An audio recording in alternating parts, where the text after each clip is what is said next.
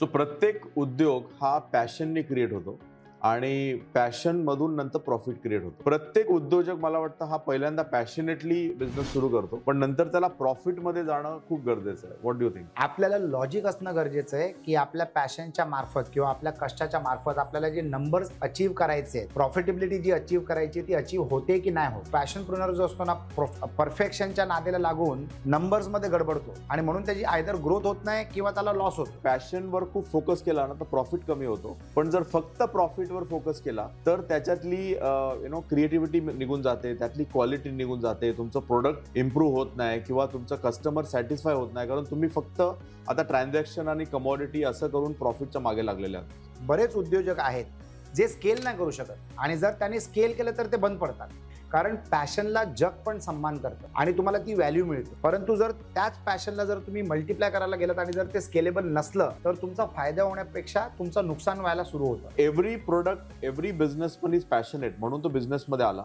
पण passion to profit हा प्रवास त्यांनी नक्की करायला हवा. So what do you comment on this? अनेक पॅशनेट एंटरप्रेन्युअर्स त्यांच्या टेस्ट प्रमाणे ते हॅम्पर्स क्रिएट करतात आणि हे लोक हुशार आहेत, कारण त्यांना माहिती आहे की किती नंबर्स अचीव्ह केल्याने मला प्रॉफिटेबिलिटी मिळू शकते आणि they are accordingly structuring there business model. So प्रत्येक उद्योग हा पॅशनने क्रिएट होतो आणि पॅशन मधून नंतर प्रॉफिट क्रिएट होतो.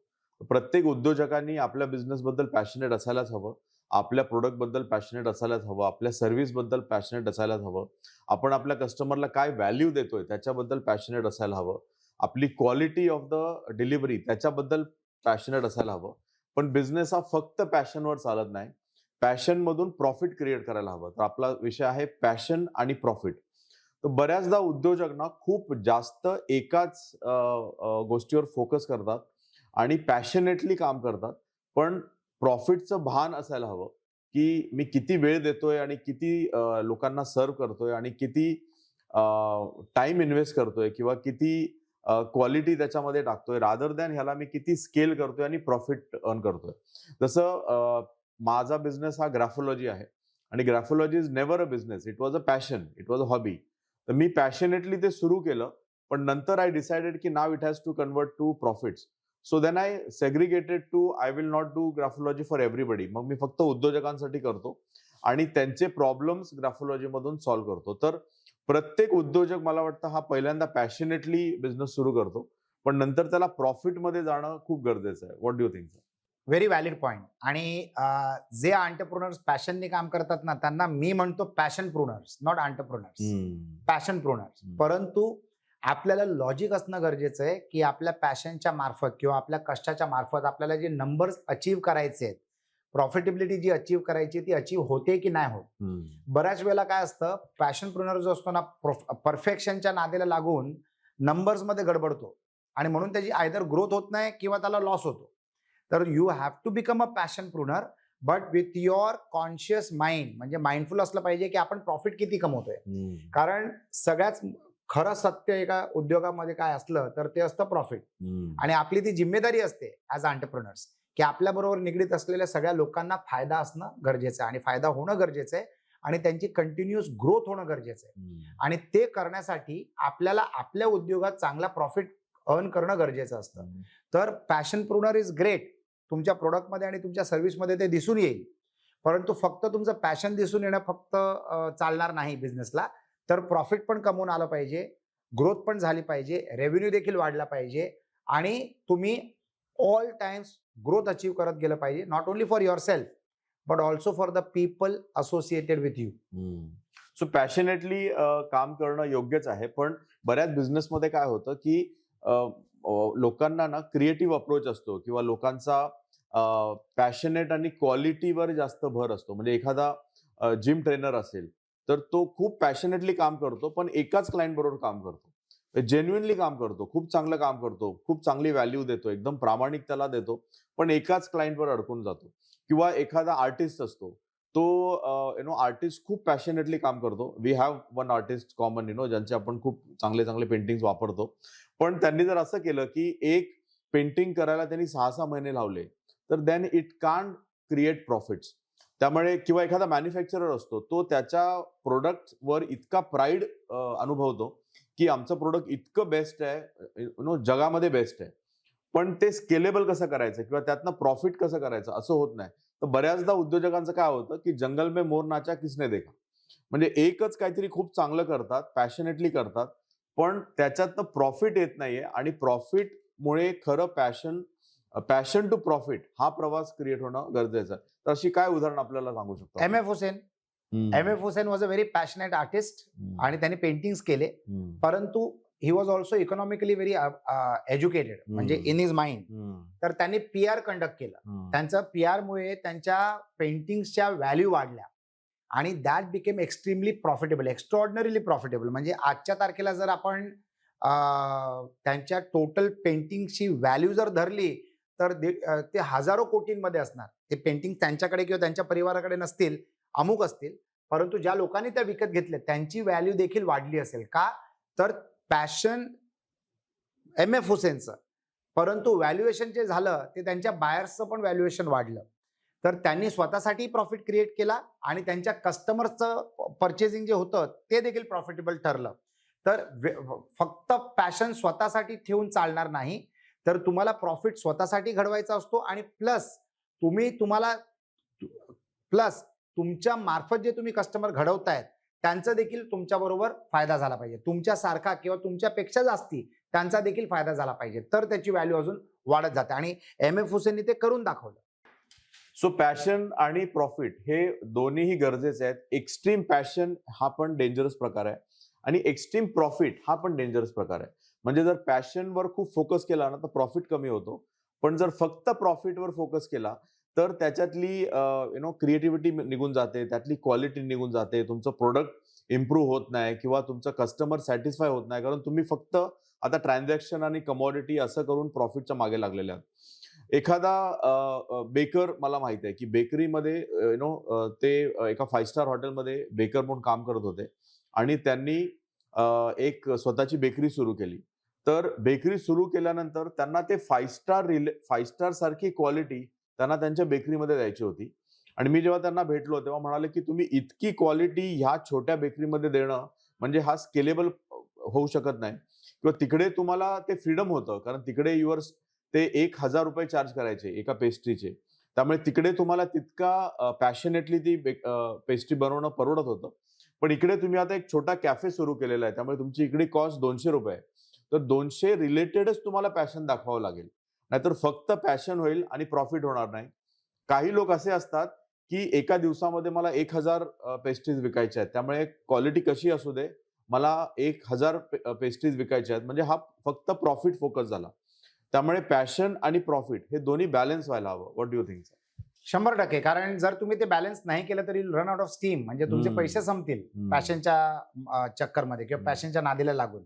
म्हणून असे बरेच उद्योजक आहेत जे स्केल नाही करू शकत आणि जर त्यांनी स्केल केलं तर ते बंद पडतात.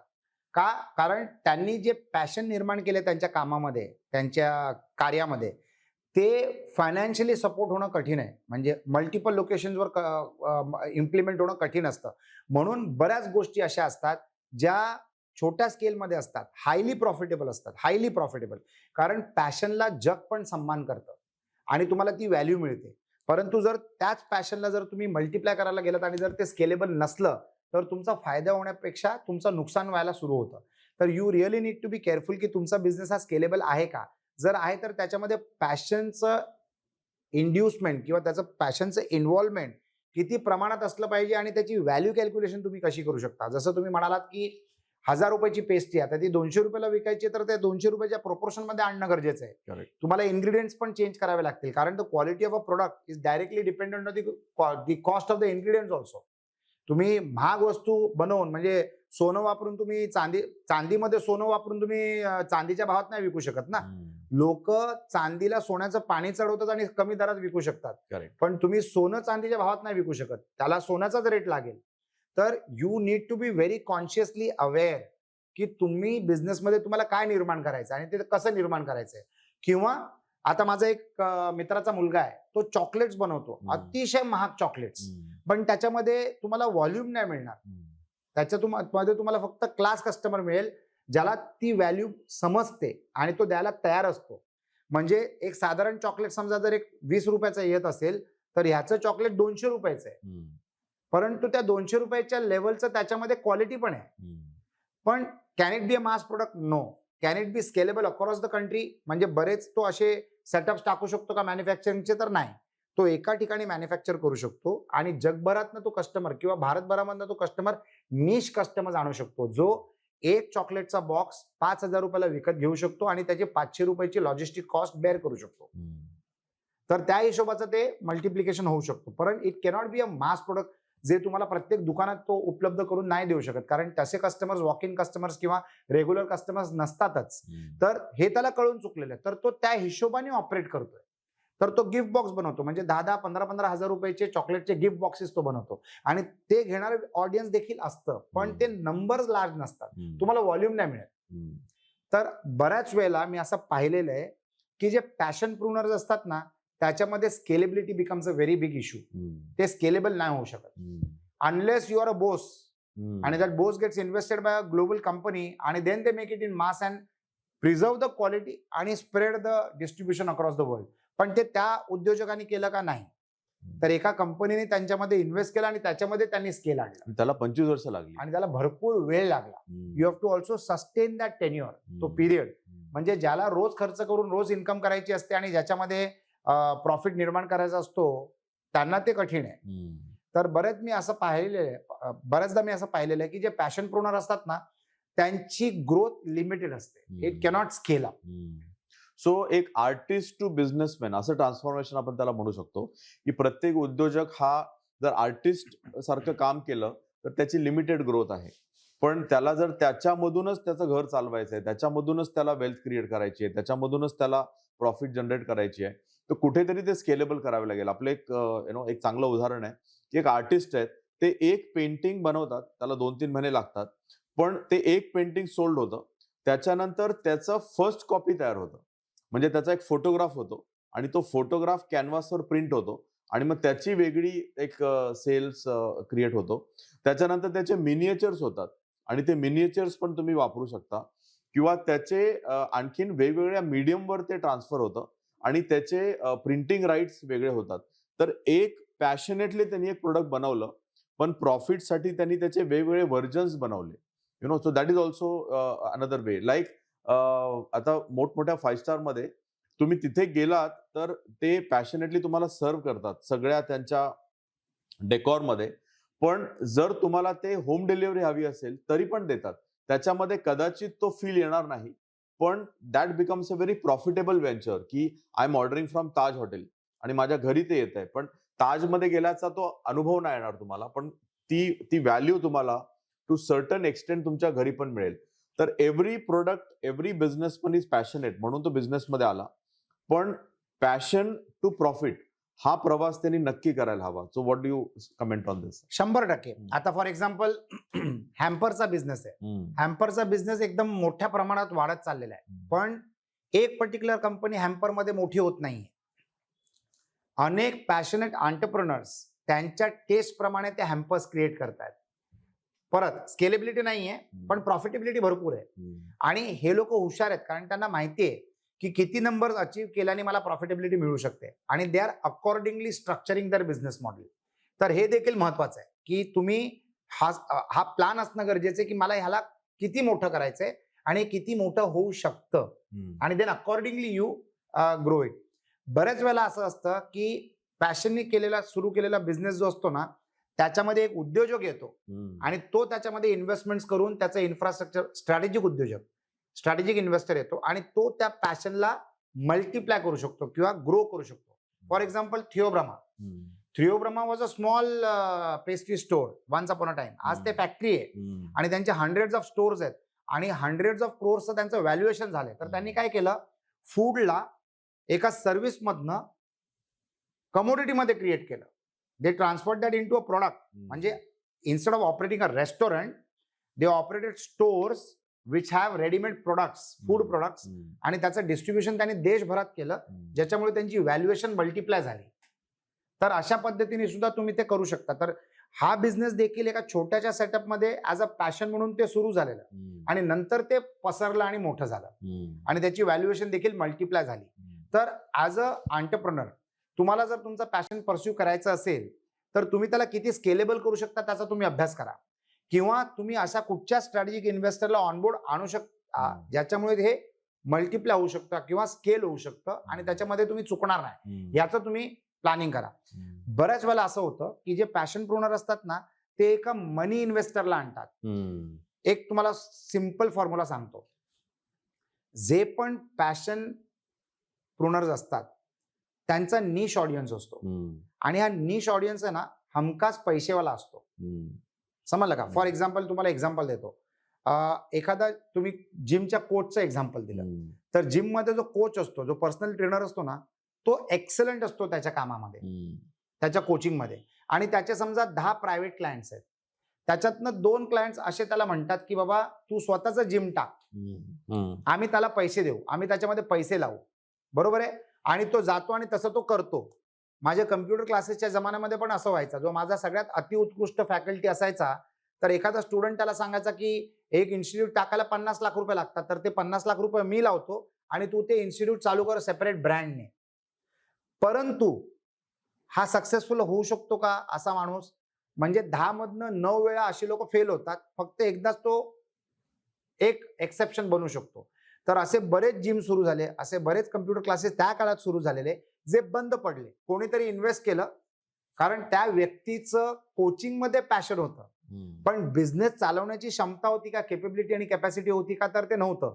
म्हणून ज्यांनी पैसे लावले त्याचे पैसे बुडले, आणि याचं देखील करिअर खराब झालं, कारण आता याला मोठा पिक्चर बघायची सवय झाली. त्याच्याच व्यतिरिक्त असे देखील उद्योजक आहेत ज्यांनी पैसा घेतला, पण कोणाकडनं घेतला?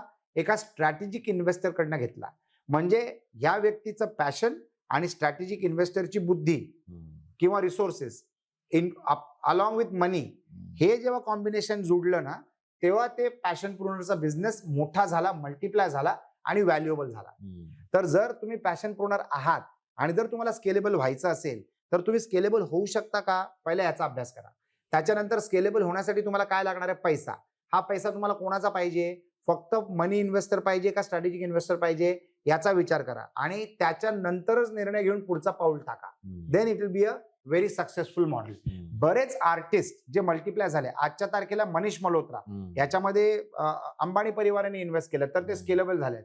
साब्यासाची, त्याच्यामध्ये कदाचित बिर्लानी इन्व्हेस्ट केलेत आणि तो स्केलेबल झाला.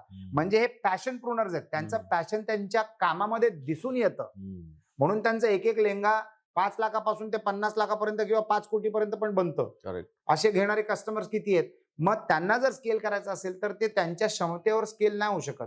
त्यांची फक्त कला, बिझनेसचं डोकं कुठच्या तरी दुसऱ्या इन्व्हेस्टरचं असणं गरजेचं आहे. जसं बिर्लानी इन्व्हेस्ट केलं किंवा अंबानीजने इन्व्हेस्ट केलं किंवा टाटा इन्व्हेस्ट करतायत किंवा जिंदल इन्व्हेस्ट करतायत, हे जे मोठी लोक असतात ना, ते इन्फ्रास्ट्रक्चर आणि पैसा घेऊन येतात आणि एका पॅशन प्रोनरला छोट्यापासून मोठं बनवतात.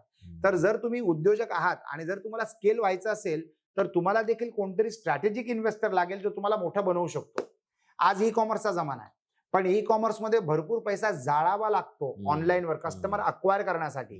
तर तुमच्याकडे एखादं चांगलं प्रोडक्ट असेल जे तुम्ही तुमच्या पॅशनने निर्माण केलेलं प्रोडक्ट आहे, पण तुम्हाला स्केलेबिलिटीसाठी ई कॉमर्सचा सहारा पाहिजे, पण ते करण्यासाठी ना तुम्हाला त्याची सुदबूत आहे, म्हणजे तुम्हाला त्याची कल्पना नाहीये, ना तुमच्याकडे ते डेप्थ पैसे इन्व्हेस्ट करण्यासाठी, कस्टमर अक्वायर करण्यासाठी, तर तुम्हाला एखादा स्ट्रॅटेजिक इन्व्हेस्टर पार्टनर म्हणून येऊ शकतो आणि तुमच्या त्या बिझनेसला तो मोठा बनवू शकतो. सो पॅशनेटली आपण जेव्हा एखादं प्रोडक्ट बनवतो ना, मला 2-3 उदाहरणं आठवलीत, मी तुम्हाला सांगतो की आता मँगो पिकल मॅन्युफॅक्चरिंग, म्हणजे लोणचं बनवतो ना, ती प्रोसेस. आता लोणचं एक असं प्रोडक्ट आहे की त्याला एक अप्पर लिमिट आहे की माणूस किती पैसे देऊ शकतो देऊन. पण जर त्याची मॅन्युफॅक्चरिंग प्रोसेस तुम्ही एकदम पॅशनेटली बनवली की नाही, माझी आजी जशी बनवत होती ना, तसंच मी 2-3 महिने घेणार बनवायला, मग ते उन्हामध्ये सुकवणार आणि मग ते एकदम ऑर्गॅनिक आंबेच मी घेणार आणि असं करून मी ऑथेंटिक एक लोणचं बनवणार. पण जसं तुम्ही एक प्रोडक्ट एका लिमिटच्या पुढे विकूच शकत नाही, त्यामुळे त्याची फिजिबिलिटी येत नाही. तर मला माझ्या इंटरॅक्शन्स मध्ये बऱ्याचदा असं दिसलं की पॅशनेट जे एंटरप्रेन्योर असतात ना, ते प्रामाणिक असतात, पण ते कधीतरी रिजिड पण होतात त्यांचा तो प्रोसेस सोडण्यासाठी. आणि ॲज अ इन्व्हेस्टर तुम्हाला अनुभव आला असेल की पॅशन प्रेन्योर असतात त्यांच्यामध्ये इन्व्हेस्ट करायला कधी कधी भीती वाटते, कारण ते खूप रिजिड होतात, कारण ते आपल्या प्रोसेस सोडायला तयार नसतात. दुसरा एक उद्योजक आहे जे लाडू बनवायचे आणि ते त्यांची पहिल्यांदा त्यांनी अशी सुरुवात केली की आम्ही हाताने लाडू बनवतो. आणि जेव्हा त्यांच्याकडे एक इन्व्हेस्टर आला तर तो म्हणाले, हाताने तुम्ही किती बनवणार? तर you have to start a machine. तर ते रिजिड होते. ते म्हणाले, नाही नाही, आम्ही मशीन नाही वापरणार, आम्हाला त्याची ऑथेंटिक फॉर्म ठेवायचा आहे आणि तो हातानेच बनवणार आम्ही. आणि त्याच्यामुळे त्यांना ती इन्व्हेस्टमेंट नाही मिळाली. तर असे थोडेसे पॅशनेट लोक थोडेसे पॅशनच्या मागे जास्त जाण्यामुळे प्रॉफिट लूज करू शकतात, असं मला वाटतं. What do you think so? 100%. In fact आम्ही एका अशा उद्योगामध्ये इन्व्हेस्ट केलेले जिथे तो जो ऑपरेटर होता, फाउंडर जो होता, तो आमचं सोडून पूर्ण जगाचं ऐकायचा. आमचे पैसे लागलेत आणि तो ऐकायचा जगाचा. आणि त्याच्यामुळे त्याचा बिझनेस जो आहे ना, आमचा पैसा धोक्यात आला आणि तो उद्योजक देखील धोक्यात आला. Very successful brand, very successful entity, परंतु कारण रिजिड असल्यामुळे तो त्याच्यामध्ये त्याच्या कंपनीमध्ये आमच्यासारख्या लोकांचे पैसे लागल्यानंतर त्याची विजिबिलिटी वाढली, त्याचं ऍक्सेस इम्प्रूव्ह झालं. तर तो वेगवेगळ्या उद्योजकांना जाऊन भेटायचा आणि त्यांचे इनपुट्स घ्यायचा आणि आमचे इनपुट्स लावायचाच नाही. आणि मी त्याला समजवायचो की बाबा ते फक्त ज्ञान देत आहेत, आम्ही पैसे देतोय प्लस तुला ज्ञान देतोय, तर तू ते वापर. आता तो अशा परिस्थितीला आलाय उद्योजक की तो आता हतबल झालाय. आता तो हतबल झाला पण आमचं इंटरेस्ट झिरो झालंय की बाबा हा ऐकतच नाहीये, हा रिजिड आहे. तर ह्या सगळ्या गोष्टी लक्षात ठेवणं फार गरजेचं आहे. जर तुम्हाला एक मोठं उद्योजक व्हायचं असेल ना, तर flexibility is the first criteria without compromising on quality and principles. तुम्हाला तुमच्या क्वालिटी आणि प्रिन्सिपल्स मध्ये कधीच कॉम्प्रोमाइज नाही केलं पाहिजे. परंतु तुमच्या ऑपरेशनल्स मध्ये जर तुम्ही रिजिड राहिलात, फ्लेक्सिबल नाही राहिलात, तर तुम्ही कधीच वाढणार नाही. कोणाचा तरी पैसा खराब होईल इन्व्हेस्टरचा आणि तुमचं भविष्य खराब होईल. जो इन्व्हेस्टर असतो ना, त्याच्याकडे दुसऱ्या बिझनेसेस मधनं कमवायची क्षमता असते, पण तुमच्याकडे जे टॅलेंट आहे ते तुमच्याच पुरतं आहे आणि त्याच बिझनेसमध्ये पैसा लागलेला आणि त्यालाच तुम्ही मोठं नाही करू शकलात बिकॉज ऑफ युअर रिजिडनेस, तर हा मूर्खपणा असणार. तर आपल्याला फ्लेक्सिबल माइंडसेट असणं फार महत्वाचं आहे आणि फ्लेक्सिबल माइंडसेटलाच आपण म्हणतो ग्रोथ माइंडसेट. जे फिक्स्ड माइंडसेटचे असतात ना, मी असंच करणार, ते छोटेच राहतात, समाधानी असतात, सुखी असतात, त्यांना देखील प्रॉफिट मिळतो, नाही असं नाही. परंतु जर तुम्हाला मोठं करायचं असेल, समाजाला जास्ती सेवा द्यायची असेल, जास्ती लोकांपर्यंत पोहोचायचं असेल, तर you will need to have a growth mindset. आणि हे ग्रोथ माइंडसेट तुम्हाला जर असलं आणि जर तुम्हाला एखादा स्ट्रॅटेजिक इन्व्हेस्टर मिळाला, तर सोन्याहून पिवळं. जेवढे मोठे बिझनेसेस मोठे झालेत ना, जेवढे पॅशनप्रुनर्स मोठे झालेत ना, they have got the right strategic investors आणि म्हणून ते मोठे झालेले आहेत. ज्या व्यक्तीने कॅरेट लेन सुरू केलं आणि ज्याच्यामध्ये टाटाने इन्व्हेस्ट केलं, तर तो फ्लेक्सिबल होता आणि त्याचं ग्रोथ माइंडसेट होतं, म्हणून टाटाने त्या कंपनीमध्ये इन्व्हेस्ट केलं आणि CaratLane today is worth hundreds of crores. ज्या फाउंडरने ते सुरू केलं त्यांनी या लेवलपर्यंत तो घेऊन जाऊ शकलाच नसता. It is possible only because of the strategic investment done by Tata. आणि today CaratLane is a household name, सगळीकडे तुम्हाला अवेलेबल आहे आणि हंड्रेड्स ऑफ क्रोर्सचं ते टर्नओव्हर करतंय, त्याची valuation hundreds of thousand of crores, hundreds आणि थाउजंड ऑफ क्रोर्स मध्ये झालेलं आहे. तर you need to have a growth mindset आणि तरच तुम्ही from an operating business you become a profitable business. So there is a direct correlation between passionpreneurship आणि profitability. तुम्हाला ते तय करता आलं पाहिजे, तो प्रवास तय करता आला पाहिजे आणि त्या हिशोबाच्या लोकांना तुम्हाला ऑनबोर्ड करता आलं पाहिजे. That is very very important, critically important. एक ऑनलाईन प्लॅटफॉर्म आहे, ते लोक बुक पब्लिशिंग मध्ये ऑथर्सना सपोर्ट करतात. त्यांनी त्या व्यक्तीने स्वतःनी 20-22 कोटी रुपये लावलेत. त्यांनी त्याचं हाय पेइंग जॉब सिंगापूरमध्ये सोडला आणि त्याने हा बिझनेस सुरू केला. पण एवढा रिजिड डोक्याचा माणूस आहे की तो ऐकायलाच तयार नाही. म्हणजे 20-22 कोटी लॉस केले त्याने आतापर्यंत. आणि बुक्सच्या बिझनेसमध्ये 20-22 कोटी इज इक्वल टू इंडस्ट्रीमधले 200 कोटी, 10 पटी. करेक्ट, बरोबर आहे. आणि आता तो वर्ज ऑन क्लोजर आहे. का? कारण तो ऐकायलाच तयार नाही. आणि जे पण इन्व्हेस्टर्स त्याच्यामध्ये इन्व्हेस्ट करायचा प्रयत्न करतात, तो त्यांना शिकवायचा प्रयत्न करतो की हा बिझनेस कसा करावा. ज्या लोकांकडे पैसा आहे इन्व्हेस्ट करण्यासाठी, त्यांनी कुठून तरी कमवलेला, म्हणून तर त्यांना तो त्यांच्या बुद्धीच्या आधारे त्यांनी तो पैसा कमवलेला आहे. पण हा एंटरप्रेन्योर रिजिड असल्यामुळे पॅशनेट आहे, त्याला लिटरेचरवर पॅशन आहे, त्याला असं वाटतं की भरपूर पुस्तक बनली पाहिजेत, ते लोकांपर्यंत पोहोचली पाहिजेत. विचार चांगला आहे, पॅशन भरगस्त आहे, परंतु प्रॅक्टिकल नाहीये, प्रॉफिट फोकस नाहीये. आणि सुरू केल्यापासून आजपर्यंत मला वाटतं 10 वर्ष झाले असतील त्याला या बिझनेसमध्ये.